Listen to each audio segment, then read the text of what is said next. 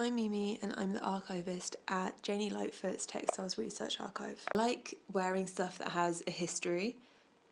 I think that when you buy a new piece of clothing, there isn't really any memories attached to it.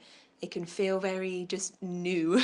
And like normally nowadays clothes aren't very good quality, or clothes that I can afford aren't very good quality. And it's like you haven't like worked for it. Sure, you've paid for it, but you haven't like worked for it. You haven't like dug through, found this amazing gem that no one else has.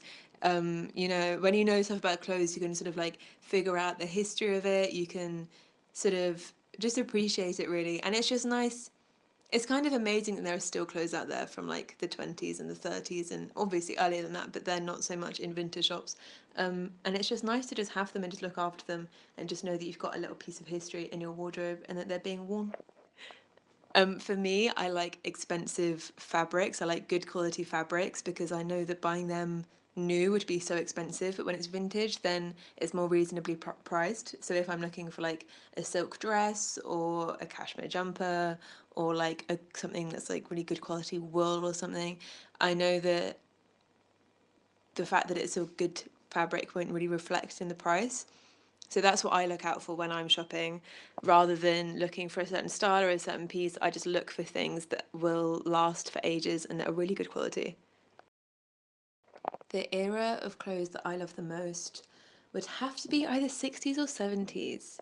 I would probably say 70s because it's a little bit more modern and a little bit more wearable.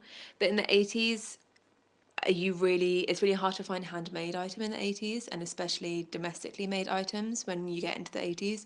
But with the late 60s and the 70s, they're still quite modern shapes, but they're more likely to be handmade or domestically made with really good materials, because obviously you have like globalization in the 80s and stuff.